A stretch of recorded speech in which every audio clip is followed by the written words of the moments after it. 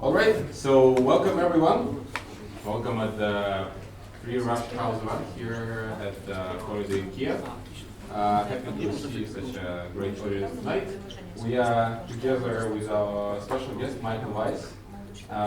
Michael is what I'm very proud of, the director of special investigations of Free Russia Foundation, but also he is a senior editor with the Daily Beast outlet, and got a long story of cooperation with CNN, foreign policy, and a variety of different distinguished medias.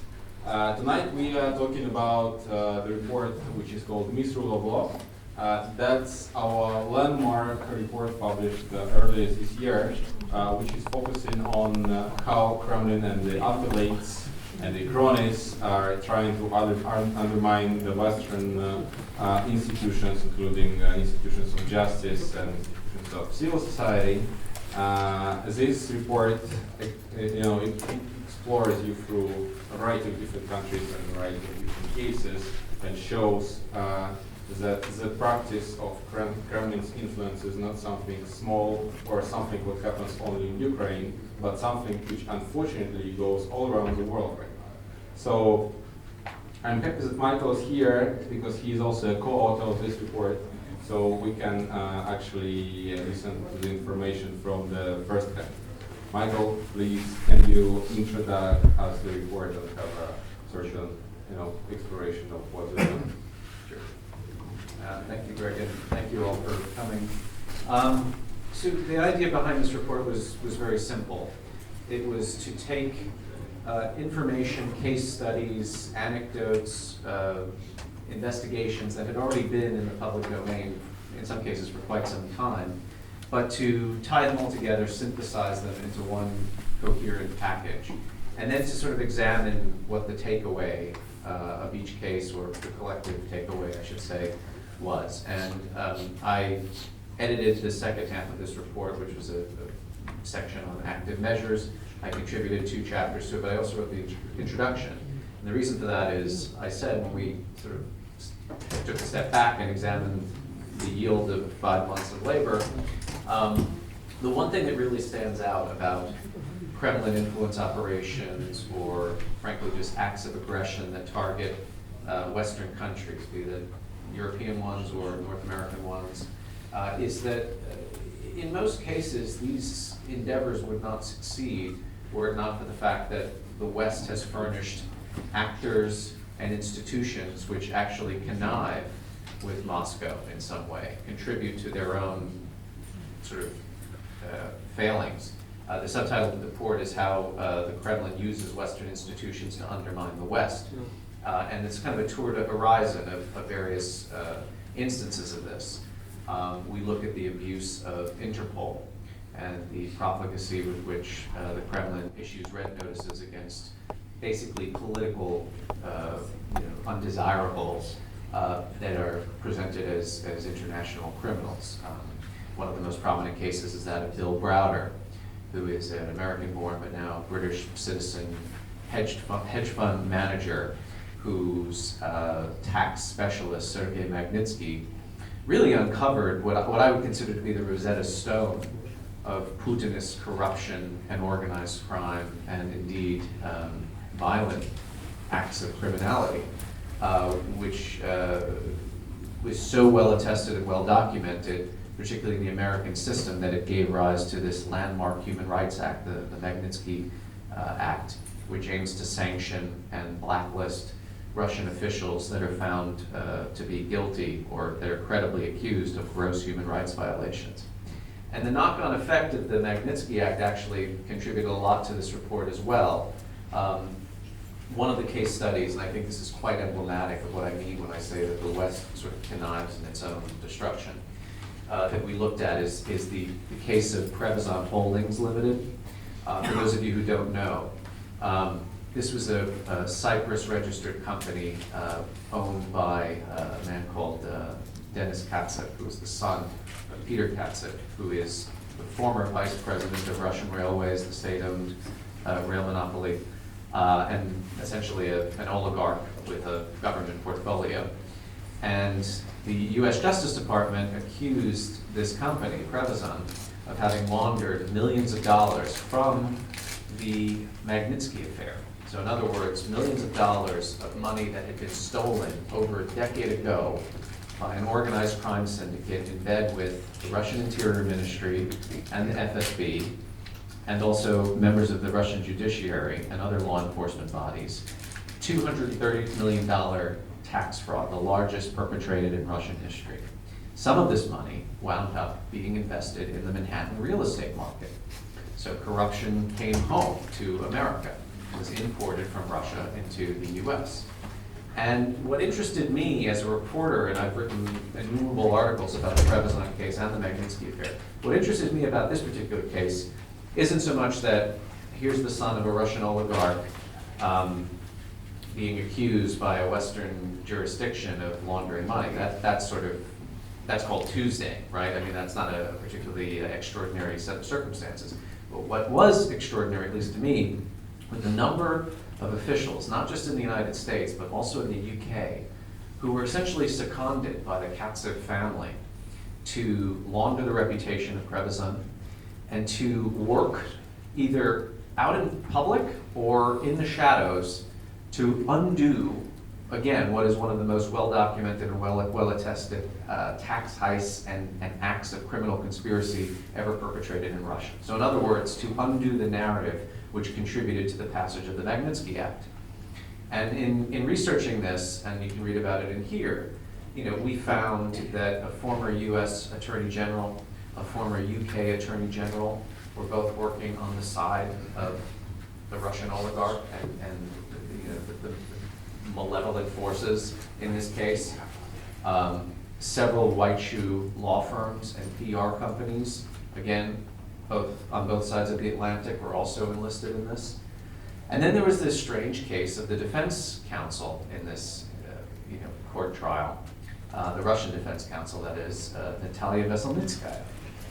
And what's interesting about these sort of little case studies is that they sometimes overlap, but they come back around, where you notice that one thing that you were looking at and you hadn't realized was actually just the tip of the iceberg to something much larger, and that some of the same actors and players tend to revolve in other scandals. And of course, Veselnitskaya, as you know, if you've paid any attention to the aftermath of the 2016 US presidential election and the Mueller report, also had an integral role to play in trying to gaslight or manipulate members of the Trump campaign, including Donald Trump Jr., Paul Manafort, Jared Kushner, which is to say she was essentially trying to convince the inevitable GOP nominee that the Magnitsky Act was a fraud, Bill Browder had pulled the wool over the American government's eyes, and basically Russian sanctions are bad. And to do this, she and her Confederates not only somehow arranged a meeting at Trump Tower in the summer of 2016, but established essentially fake NGOs, one of which was designed to sell the idea of lifting the infamous Russian adoption ban in exchange for America's canceling of Russia sanctions.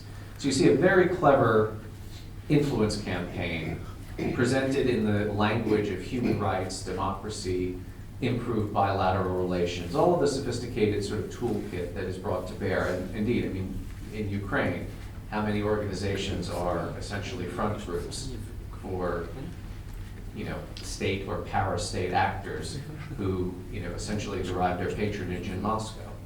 So all of these things are now percolating through westward. They've come to the United States. They've been all over Europe for several years, particularly in countries like Germany, in France. One of the case studies, another remarkable, almost Hollywood-esque kind of examples that we looked at was this case in Hungary, I believe it was 2015. An elderly neo-Nazi in Hungary set up a paramilitary training camp on Hungarian soil. But that's not the capper. The capper is that operatives of the GRU, all working under diplomatic cover in the Russian embassy in Budapest, were going to this training camp and supervising the guerrilla training. They were using paintball guns as sort of tactical infantry training exercises. So Russian spies overseeing a neo-Nazi armed fifth column on Hungarian soil, all in broad daylight, all with the watchful eyes of the Hungarian counterintelligence services. And the only reason that this all came to a head, and we know about it, is the police eventually raided one of the compounds of this neo-Nazi organization, and one of the Hungarian police officers was shot and killed. An interview conducted with a former top official in Hungarian counterintelligence in one of the few remaining independent outlets in Hungary basically painted a picture that Viktor Orban's government knew this was taking place, just chose not to do anything about it, either not to rock the boat with Moscow or for more sinister motives, we don't know. But it's extraordinary. I mean, Hungary, a NATO country, an EU member state, where fascist paramilitary is being trained by Putin's military intelligence operatives in broad daylight. And it took years for this to be exposed. So you read about a lot of these kinds of examples in this report. And again, you know, my frustration as a journalist, my frustration as somebody who's dealt in policy discussions for many years about Russia and what to do, and was sort of ringing the alarm bells about Putin before the 2016 election, even before the seizure and annexation of Crimea. My frustration is, you know, America goes through these fits of pique and fury. The presidential election probably being the starkest example of this. And it traffics in high rhetoric about what we need to do about Russia. It institutes sanctions. It talks about deterrence and containment. It talks about revivifying NATO. But then Putin has a way of kind of waiting out the clock and wearing down Western resolve, and just kind of essentially sitting back and letting Western leaders do the work for him. So for instance, you know, Emmanuel Macron saying NATO is brain dead, and the recent events in Syria prove it. And then also saying, you know, what we really need is rapprochement with the Kremlin. You know, we're gonna have to normalize relations sooner or later. We can't pretend like Crimea happened yesterday. This is now going on 5 years. It's a very successful strategy Putin plays. He knows that there really is no will, there really is no desire on the part of pretty much any Western country, especially the United States with the current commander-in-chief, to openly confront Russia or treat it as a major geopolitical foe. And this isn't a Republican or Democrat problem, by the way. I mean, under Barack Obama, the idea was Russia is a nuisance, a regional nuisance, a power that must be engaged with transactionally, but isn't something that poses a long-term conventional or strategic threat to the United States. Europe, under that president, was seen as kind of a has-been phenomenon of the 20th century, something that didn't show a good return on investment after the promises made of 1989. And that the idea was to pivot to Asia or to refocus American efforts on ending the Cold War with Iran, for instance. Under the current president, you see now, unfortunately, whether by accident or design, probably more by design, Russia seems to be getting its way on a daily or weekly basis. The latest example, tragically, is Americans learning more than they probably ever thought they would about Ukrainian politics, not because they care about Ukraine or that it's at war with Russia and that has been invaded and occupied by Russia, but because American stakeholders in the White House and outside of the White House are using corrupt and backward Ukrainian political actors to advance a domestic political agenda in the United States, and to traffic in conspiracy theories. Forget about Joe Biden and his son and the Ukrainian gas company. What about the idea that, no, actually it was Ukraine that interfered in the 2016 election? Maybe it was Ukraine that hacked the Democratic National Committee. I don't really know where these conspiracy theories get started, but I do know who the ultimate beneficiary of them is, and it's Mr. Putin.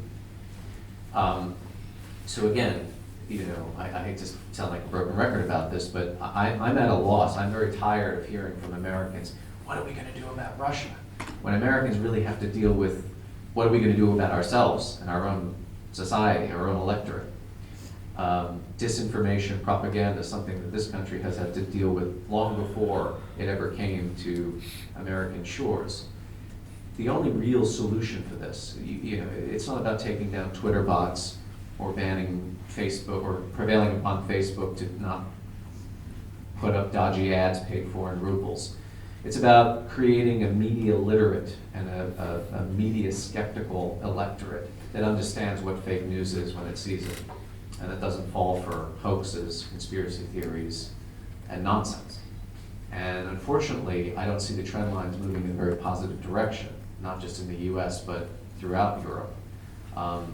Democratic backsliding, the rise of illiberalism, the kind of alternative model that has been sort of masterfully presented by Putin, but not just by Putin, by Orban and by leaders in Poland and elsewhere. That, you know what, after the Berlin Wall came down, this sort of inevitablist view of the end of history, or democracy plus market economy equals happiness and utopia, that's all nonsense. There are alternatives to it.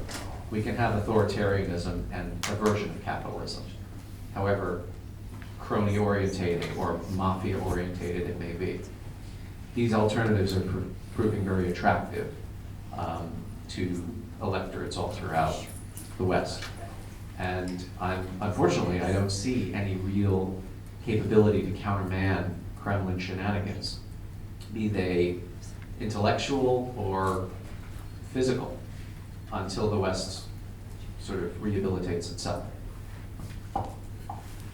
Oh, thank you for this, for such a great news. All right then, but since we just talked about quite a few different geographical locations and events there, do you see any linkage between where and why the Kremlin interference or interference happens, and have we, while we were writing this report, have we identified particular the worst cases when really nobody didn't try to stop it, and why it happened, and who was the agents of this? Yeah. And did we found good cases and successful cases when, let's say, a Western democratic country or parts of it, kind of put a great wall between the Russian influence and the institution? Well, yeah, I mean, the passage of the Magnitsky Act I thought was a great step forward, and you can tell it was by the reaction it elected in Moscow. Prior to the Ukraine crisis and the revolution of dignity, I don't think there was any other single event that precipitated such a hostile and furious response to Putin and his representatives. And why? Because, look, the one thing that Russian government stakeholders or Russian elites care about the most is, yes, they traffic in this rhetoric about fortress Russia, and it's us contra mundum, it's us against the world. But at the end of the day, when they make all their money, where do they want to spend it? Not in Moscow, and not in Vladivostok. They want to go to London, they want to go to Paris, they want to go to New York. When they don't have the ability to do that, because they've been credibly accused of gross human rights violations, they howl with rage.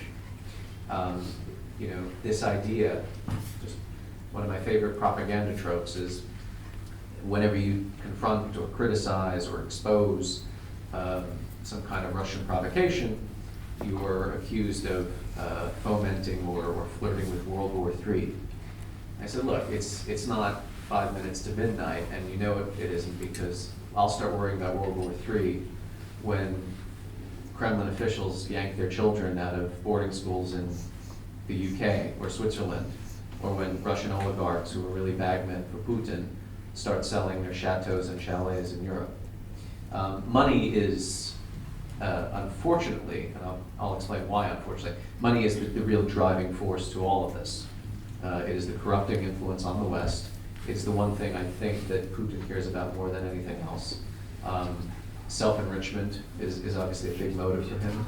Whether or not he's the wealthiest man in Europe or one of the wealthiest men in the world remains to be seen, but he obviously does have quite a bit of wealth.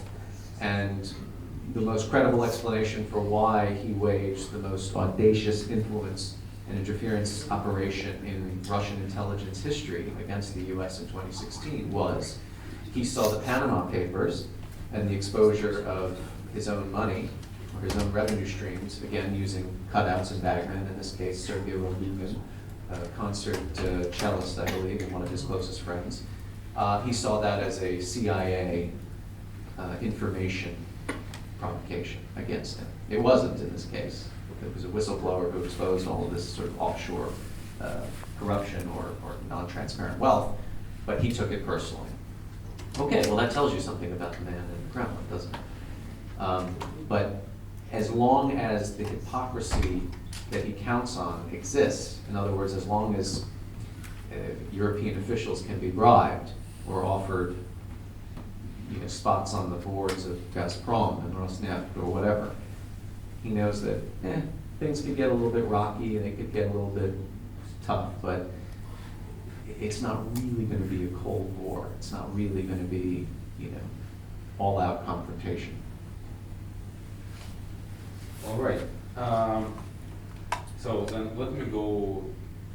Let's talk about a couple of chapters that I think particularly interesting. One of the chapters we stopped is the Skripal case. And I think that the Skripal case is something everyone is familiar with Ukraine and all around the world, just because it became too outspoken, because it was just too rigorous and ridiculous in the in the size of this crime.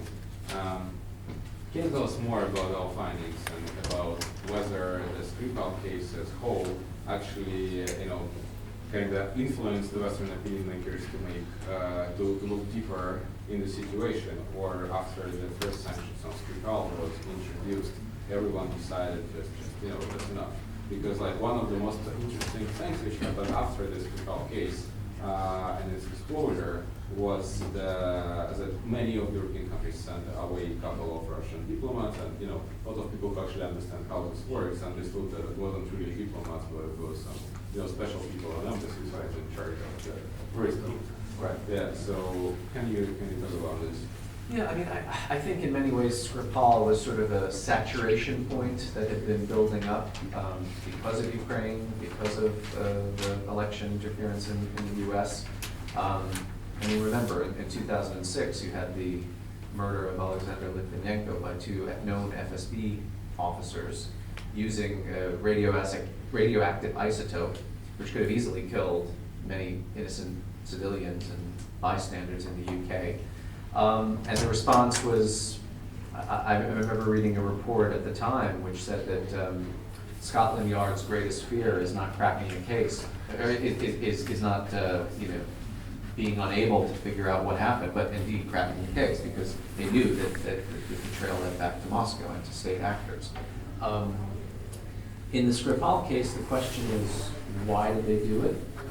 Remember, this was somebody who had been exposed as an MI6 agent.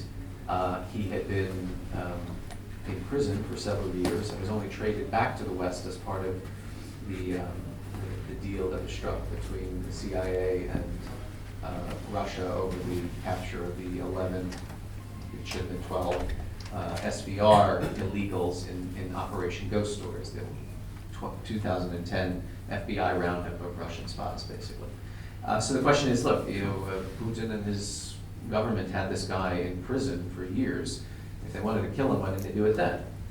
And honestly, I don't have a satisfactory answer. I have some theories, and I've talked to Western intelligence services about this. I also, one of the big questions I have on my next book is on the GRU, and given their tradecraft, and given how sloppy they are, and given how easily exposed they have been, and not just by Western governments, but groups like Bellingcat, which literally finds photographs of these guys on the internet. That's how rudimentary the source work is. Can this be considered a success or a failure?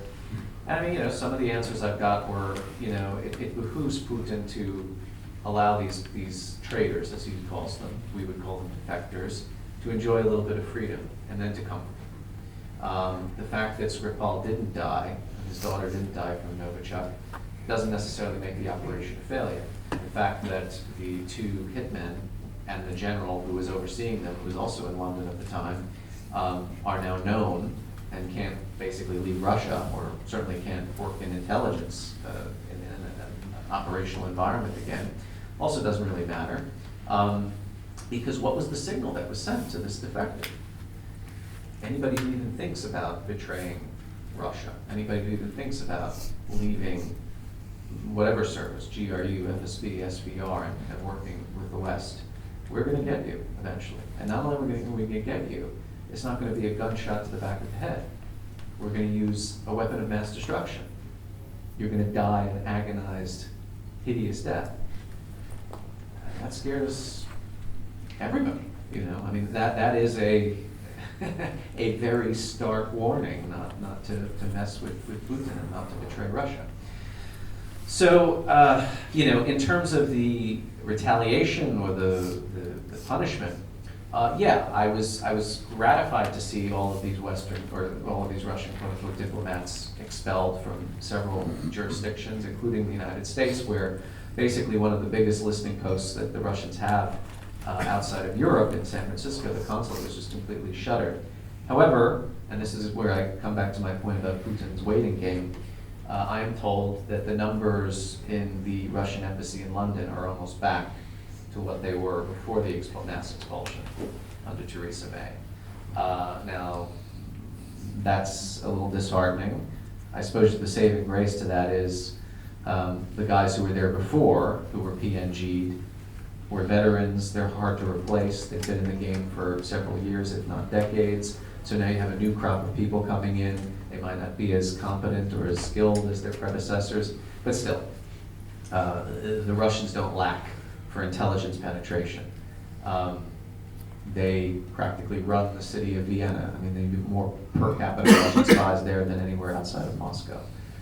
Budapest, they are all over. I've been told that the GRU's new regional headquarters in Europe has now moved from Vienna to Budapest because they find it such a hospitable environment under the Orban government. In the United States, I mean, you still have a very active Russian embassy in Washington, D.C. You still have an extremely active Russian mission to the UN in my home city of New York. And we have an unknown number of illegals. And also, the nature of espionage in the 21st century has increasingly become remote and cyber-oriented. You know, Fancy Bear didn't have to leave whatever sort of bunker or, you know, computer room they were sitting in Moscow to get John Podesta's emails or to get the DNC's correspondence. So there's enough of a toolkit still at Putin's disposal that, you know, these sort of high-profile scandals, when they subside, it's almost back to the status quo ante. All right, talking about one of these pieces of this toolkit, the one which called violence. Yeah. One of the chapters in the report is called the Wagner Group. Yeah. And while the Wagner Group was mostly active in the east of Ukraine and then in Syria, a lot of people were still able to close eyes and say, no, we don't care about that because, I mean, that's some kind of conflict far away. But when the Wagner Group became such an active unit all around Africa, and now we are receiving more and more information about the actions, like in multiple countries. Should we expect now that, you know, the countries which are caring about, let's say, resources in Africa and caring about Russia becoming way larger power in terms of suddenly its violence and in terms of moving its military units all around the planet, should we actually expect that maybe the France, which is one of the stakeholders in Africa, for instance, or the United States, who I mean now live in Syria generally, but should we expect that someone will do something with that? Well, the thing is, with the interesting thing about Wagner is not even Wagner, the mercenary corps, but, you know, Prigozhin's apparatus.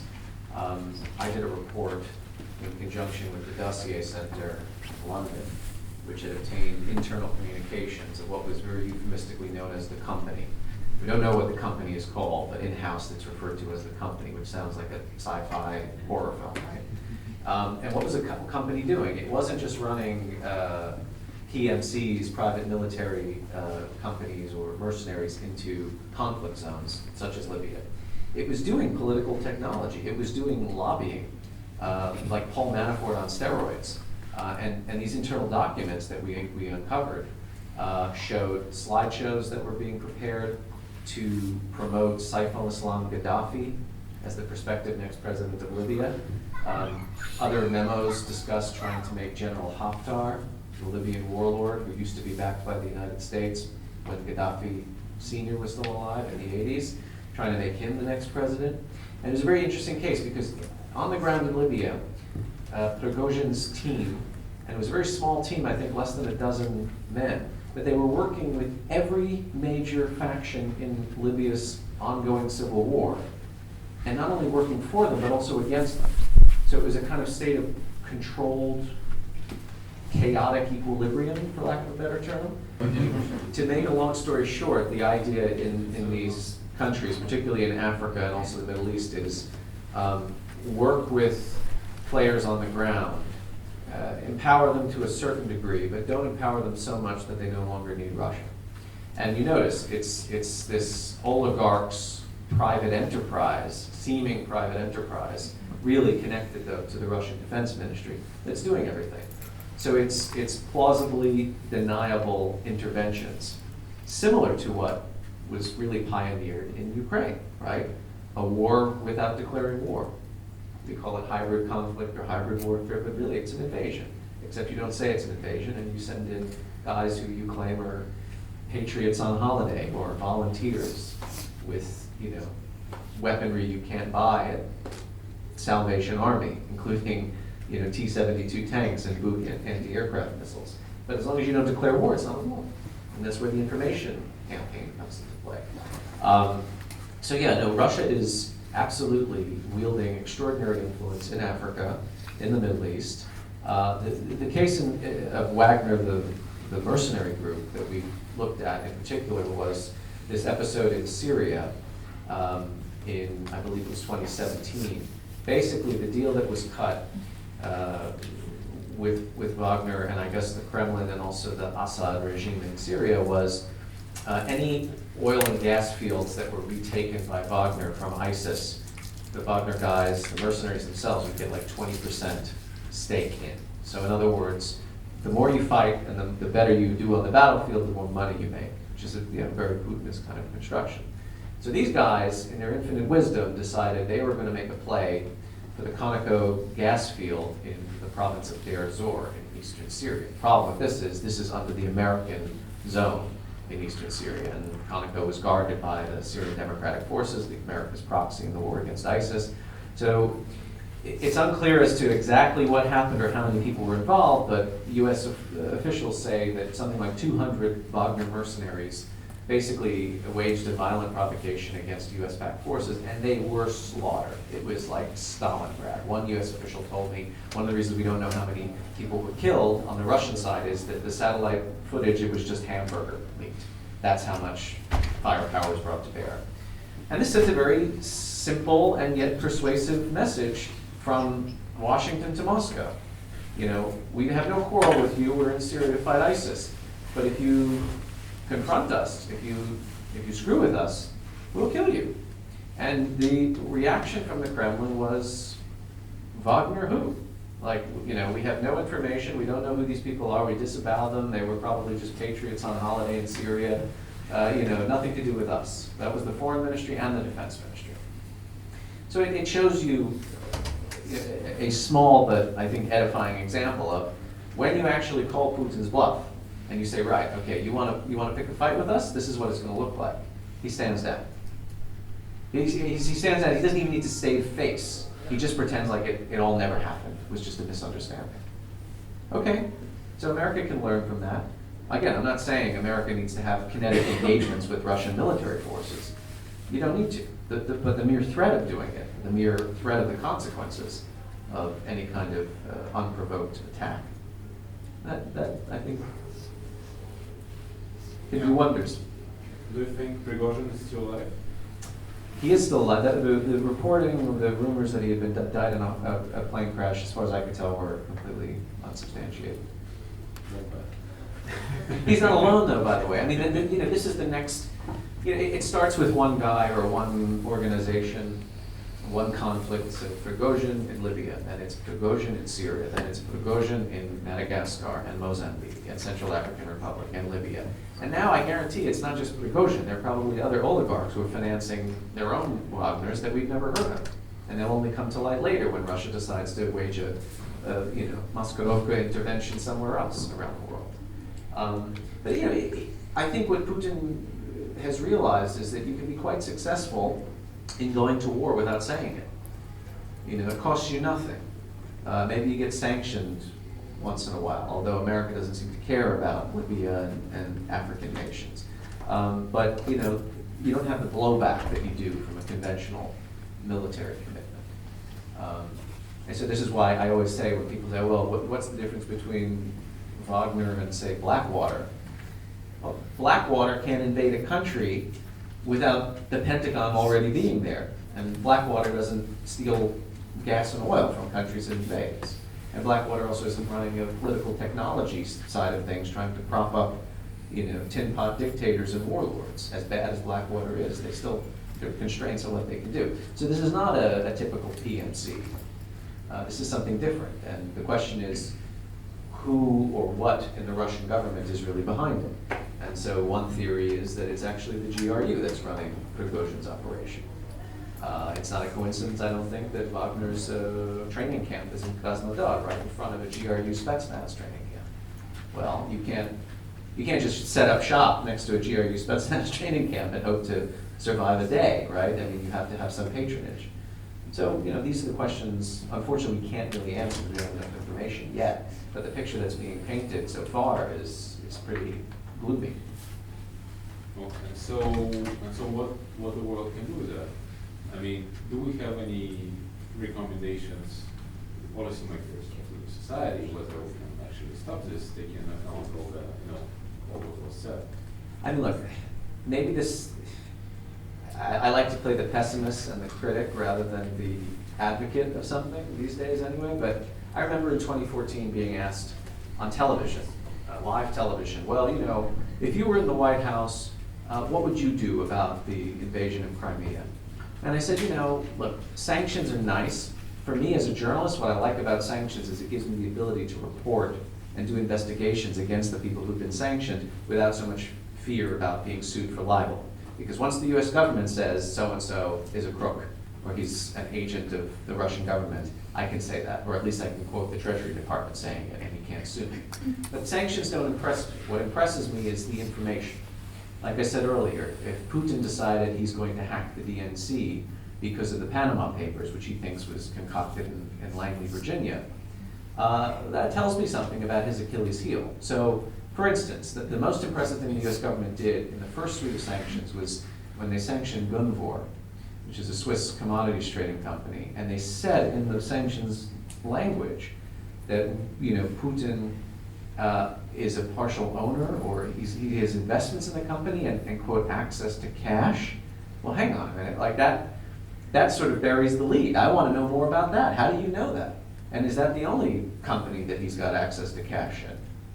So my answer to this question was, within a day of Crimea being invaded and annexed, the President of the United States, Barack Obama, should have given a live address from the Oval Office and said, Dear Mr. Putin, I give you 72 hours to pull your conventional military forces, your GRU Spetsnaz, and your little green men from the peninsula, or the next live address I give from this office, I'm going to start naming bank account numbers, financial institutions, real estate holdings, investments that you and your cronies have all over the West. And that's going to put pressure on all governments, allies of the United States, to freeze these assets and to liquidate everything that you have outside of Russia.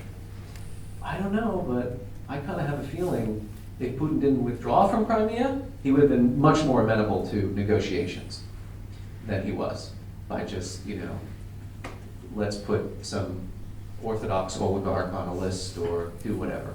It didn't cripple the Russian economy. And in effect, being sanctioned by the US was a badge of honor for the people who hold the purse strings in Russia. But again, their vulnerability is they make money at home, but they spend it elsewhere. If they can't spend it elsewhere, they might as well not be making so much at home. Or what's the point? That the entire illusion collapses. Yeah. Any questions in the audience? Anyone? Finding a heavy copy?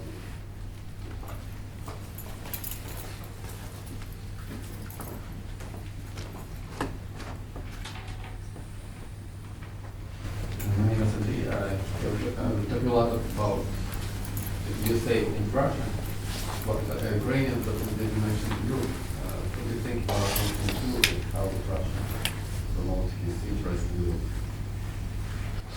We have a whole chapter on Nord Stream 2. I'm not an energy security expert, but I know enough about recent history to know that the hydrocarbon sector of Russia is not just a major economic industry, it's a tool and a weapon of foreign policy.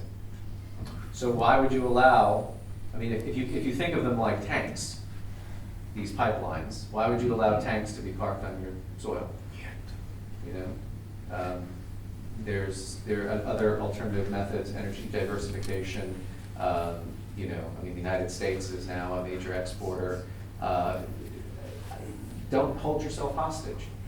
Again, coming back to this, if we don't connive, it's harder for them to undermine. Elsewhere in Europe, I mean, I've spent a lot of time investigating the murder of Zelenkan Kangashvili, who was the ethnic Chechen veteran from the Second Chechen War, but as I found out on a trip to Tbilisi, was actually a spy for the Georgian security services, converting Chechen jihadists to work with Georgia, sometimes also taking Chechens from Pankisi who had been recruited by the FSB and turning them into double agents working for Georgia. I think this is why he was assassinated, not because he fought in Grozny in 1999. No, it's because he was spying for Georgia and he was screwing up the FSB's operations in Georgia. And yet, he was killed in broad daylight in a major central park in Berlin. And the German government's response originally was to say, oh, he's a jihadist. No, it's organized crime. And then they capture the guy who did it, who's very obviously a state assassin. We don't know which service he works for. It's not said a word. Nobody really knows his real name. The things that have been pieced together by Bellingcat definitely suggest a legend, including the fake visa he got, the company he claimed to work for, which, by the way, shares an address with the subsidiary of the Russian Defense Ministry. So if I had to put money on it, I would say he's probably a GRU operative. And to this day, still, the Germans are pretending like this didn't happen. They don't want to rock the boat. Why? Look what Channel 1 did with the Lisa or the Liza affair a few years ago. I mean, that was a precursor, a foretaste of what they did in 2016. You talk about disinformation, you talk about influence operations, trying to skew a democratic election, right before German elections, claiming that hordes of North African migrants were going around raping Russian women. And the whole thing was a complete concoction, a total fraud. What were the consequences for that? Yeah, I mean, Europe is the problem. This is my point. This is the report. I actually like to add on this. In fact, the Russian Foundation is now running a campaign against Nord Stream 2 in Europe. And as a part of this, we recently organized 2 conferences in Berlin, in The Hague, and in Strasbourg. And the conference in Berlin was the only one where the actual officials of the country where we hosted the conference refused to join us for the panels, including those representatives of those parties which are publicly against the Nord Stream 2 pipeline. So I think that's pretty much the picture we got of the current Germany. For instance, in Netherlands, which also actually signed for NS2, we got representatives of Freedom Party from the governmental coalition who was speaking there. And I think that really represents how the current Berlin is functioning, unfortunately. More questions? Don't be so shy.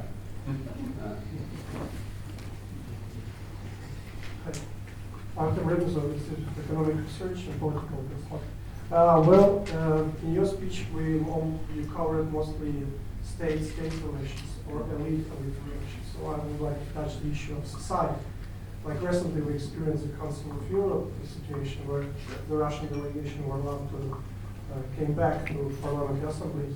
And one of the main arguments also on the European side was, okay, if we will not allow Russia to enter, they will leave the Council of Europe, and Russian citizens will lose the right to appeal to the European Court of Human Rights. So how to solve this kind of a dilemma that touches also the Russian society, where political corrupt elites kind of use it as a human shield? Several years ago, I did a very deep investigation into the Azerbaijani lobby in Washington, in London, and in Brussels. And one of the seminal reports that was published about this phenomenon was called Caviar Diplomacy. And the idea was, hey, you know, this is a dictatorship. It doesn't belong at PACE. It doesn't belong in the Council of Europe. So how does it stay when being a democracy is the precondition? Well, it takes representatives to Baku and puts them up in five-star hotels and gives gifts and maybe introduces them to some pretty girls or whatever, and you know, it basically bribes its way in. That's Azerbaijan. What do you imagine Russia is doing to people who, you know, are in positions to make these decisions? I'm not sure about this idea that being kicked out of PACE means that you have no access to the European Court of Human Rights. People often conflate the ECHR with the European Union, but it was a prior convention, and as far as I know, you know, political prisoners or those persecuted in Moscow would still have the right to appeal. But this comes back to my point about Putin's waiting game. 5 years after invading Crimea, waging an Anschluss on European soil, the first since World War II, and all he had to do is kind of just sit back, cross his arms, and wait for Europe to kind of reset itself with the mind toward normalizing relations. And yeah, you're going to hear all kinds of excuses and rationalizations. Well, better to have Russia in so we can influence it. I mean, it's nonsense. It was a complete capitulation. Interpol is another problem. You know, how many Russian red notices are filed against dissidents or people who are just a thorn in the side of the regime, as opposed to international criminals? And after a certain point, when you start exhausting Interpol's resources, or they keep having to tell you that such and such person is not a criminal, and this is a politicized witch hunt, at what point do you just say, you know what, Russia, this is how you're going to behave, we're kicking you out of the Interpol system? You got to have some stones to do that. I understand. The political will for that has got to be enormous. But again, if you let them mistreat you and bully you, and your response is, why would they stop?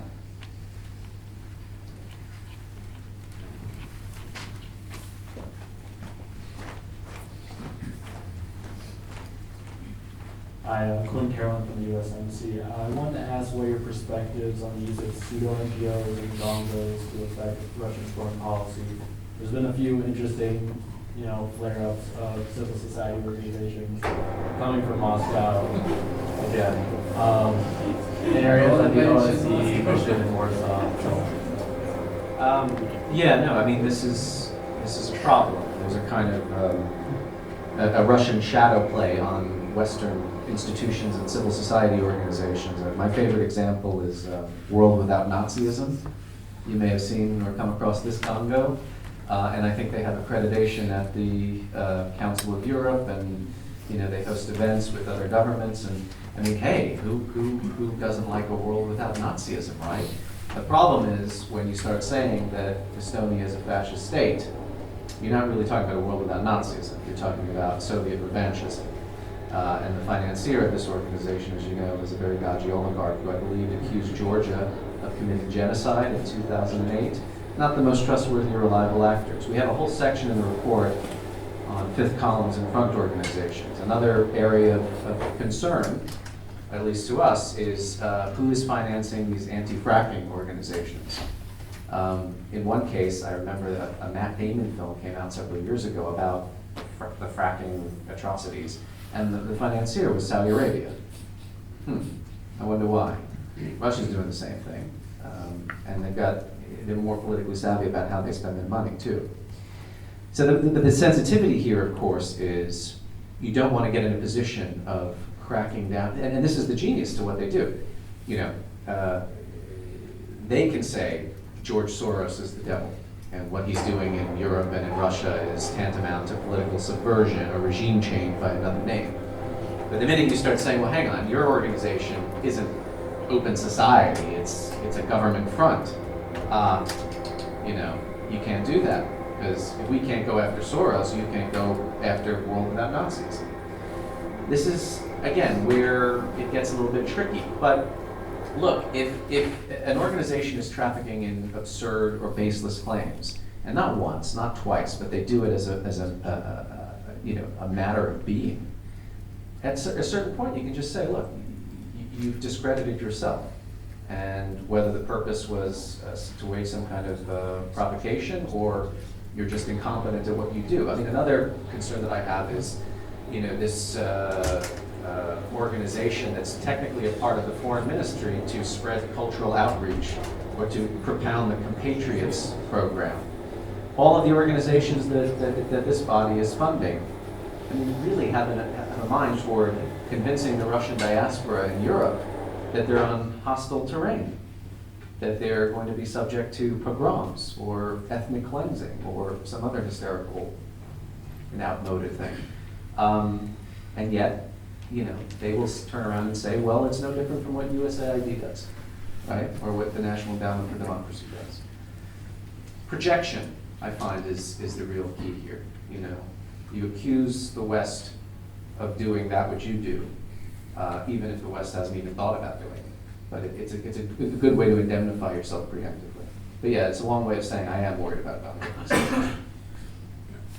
The best thing that Ukraine can do, as far as I'm concerned, is what it's actually been doing all along, and to a rather remarkable degree. I mean, I came here in September, I attended the Yes conference, and I came back to America, and they're like, oh, how was Kyiv? And I said, it was bizarre. It was like I went into some 1970s New Age Los Angeles compound where everyone's talking about happiness, and this is a country still at war. It was bizarre, but then I thought, it's bizarre, but it's also gratifying because, we don't use the word normalization in a positive context. You don't want to normalize things like invasion, occupation, persecution. But I think the more appropriate term, which is a holdover from the age of totalitarianism and I suppose the Iron Curtain period, is to act as if. So if Ukraine acts as if it is not under occupation, it is not in a state of war with Russia, but it is a sovereign, democratic, law-abiding, transparent country, it can be kind of the model that Russia fears it may one day become, right? Which is to say, the better alternative to what Putin has constructed next door.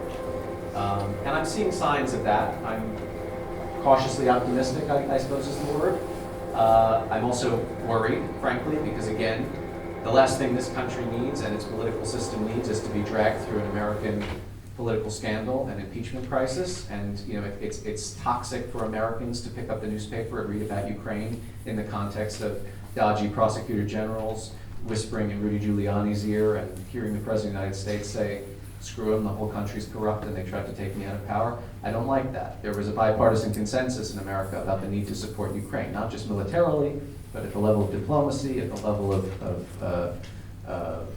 sort of just geopolitical importance. That may erode, particularly now as one party has rallied around Commander-in-Chief and is actually pushing this conspiracy theory that no, it was you guys that screwed up our political system, not the Russians. That's the danger to me. But again, act as if that's not taking place. Encourage your president to carry out the reforms that he claims to want to carry out and has done to some degree. Make this a model for foreign direct investment. Kyiv, again, I was here in September, and the last time before that was in 2014. I remember when, there were the stones, the paving stones were dug up on Krashadik, and you still had barracks on the street. The city has transformed. It's become a global city. It's become the new Berlin. It may one day become the Paris of Eastern Europe. Go in that direction. Because then, in a way, it's not that it doesn't matter that you have this confrontation with Russia, but you will no longer be defined as a victim, as the country that got invaded and that keeps getting tormented by its next door neighbor. You don't want to be defined by that. You want to have your own agency. And that's the true definition of sovereignty. Do what you want to do.